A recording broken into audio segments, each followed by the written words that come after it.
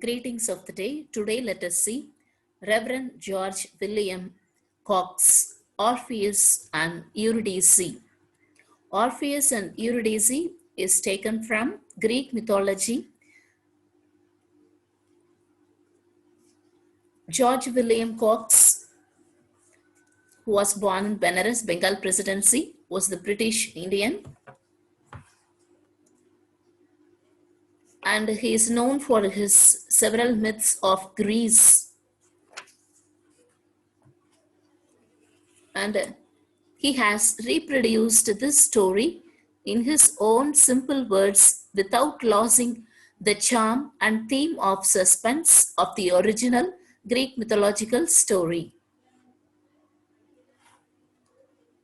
Let us see the characters at first.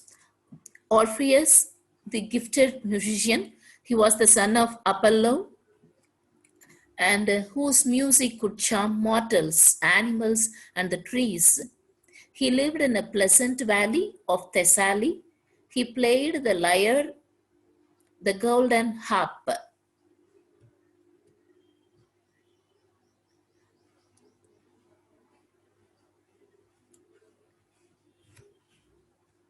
And Orpheus' wife was Eurydice, and she was a wood nymph. The dog, the Cerberus, monstrous dog, which had 3 heads, 6 eyes, and 3 tongues. The eyes of this dog shone like fire. It roared terribly. The king and queen in the underworld. So these are all the characters in this short story. Let us see the story now. See, Orpheus was living in the pleasant valley of Thessaly.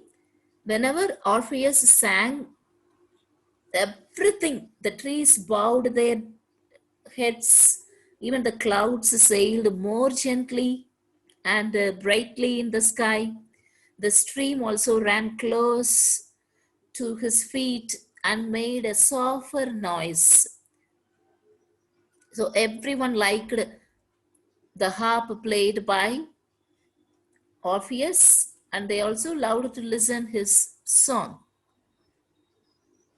One day what happened? Eurydice was playing with the children on the bank of the river, and she trod upon a snake in the long grass, whereas the snake bit her, and by she began to be very sick, and Eurydice knew that she must die.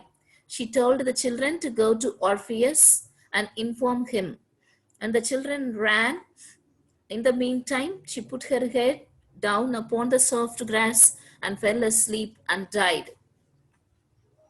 Orpheus, after listening to the news of Eurydice's death, he never played upon his golden harp, and he never opened his lip to sing.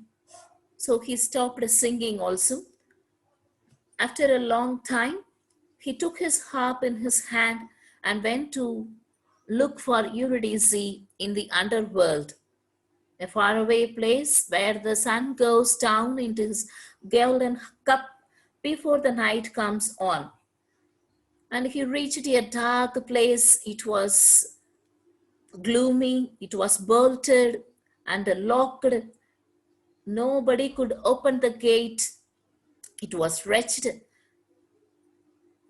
because the sunshine never came there. It was covered with clouds and mist. In front of this great gate, there sat a monstrous dog with 3 heads, 6 eyes, and 3 tongues, and everything was dark around except his eyes, which shone like fire. When Orpheus came looking for Eurydice, this dog raised his 3 heads, opened his 3 mouths, and gnashed his teeth at him and roared terribly. But when Orpheus came nearer, the dog jumped upon his feet and got himself ready to fly at him and tear him into pieces. இவன் அப்படியே பார்த்து கிழிக்கணும்னு வந்த talk, இவன் and the harp and the music எடுத்து play பண்றான். So Orpheus took down his harp and began to play upon its golden string. The dog, the Cerberus, growled and snarled and showed its white teeth. அப்படி நர நரன் பல்லெல்லாம் கடிச்சிட்டு இது song listen பண்ண ஆரம்பிச்சிருச்சு. So it listened to the music of Orpheus, and afterwards the dog had gone to sleep. So it also surrendered. Then Orpheus passed by him, and the gate opened widely, and after that he went into the great hall, and there he could see the king and queen sitting on the throne. The king, in his terrible voice, asked him, "Who are you? How dare you to come here? Do you not know that no one is allowed to come here till after they are dead? I will have you chained and placed in a dungeon from which you will never be able to get out." Then Orpheus said nothing, but he took his golden harp in his hand and began to sing more sweetly and gently than ever, because he knew that if he liked to do so, the king could let him see Eurydice again. And when King's face began to look almost glad and his anger passed away, he began to feel how much happier it must to be gentle and loving than to be angry and cruel. So the king asked him, "You have made me feel happy with your sweet voice and sweet music, although I have never felt happy before. And now tell me, why have you come? Because you must want something or other, for otherwise no one come before he was dead to this sad and gloomy land of which I am the king." Then Orpheus said, "O king, give me back my Eurydice's life. Let her go from this gloomy place and live with me on the bright earth again." Then the king also agreed. "Okay, just I will lay a condition." And what is the condition means?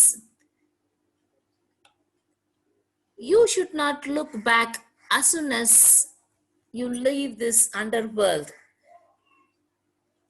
And Orpheus also accepted this, and they let Eurydice leave with him under one condition. So he could not look at her until they left the underworld. When they nearly left the underworld, unfortunately, Orpheus had forgotten his promise and wanted to assure that Eurydice was following him. He looked at her. இவன் பின்னாடி யூரிடிசி வராளா இல்லையான்னு பார்க்கறதுக்கு அவன் ப்ராமிஸை break பண்ணிட்டான். திரும்பி பார்க்குறான் யூரிடிசி வராளான்னு. So immediately what happened? Eurydice vanished. Then Eurydice started to melt. Orpheus saw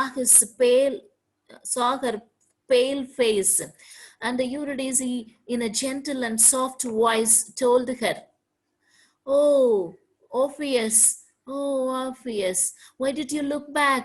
How dearly I loved you, and how glad I should have been to live with you again. But now I must go back because you have broken your promise to the king. So I must leave you."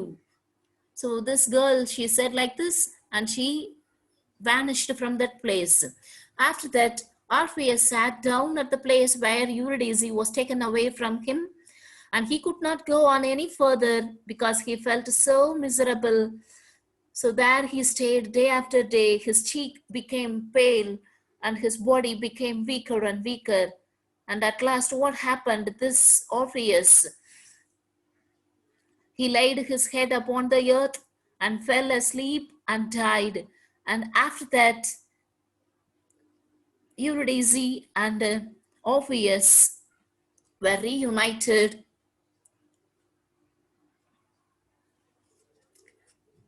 And Reverend Cox has ended the story like this.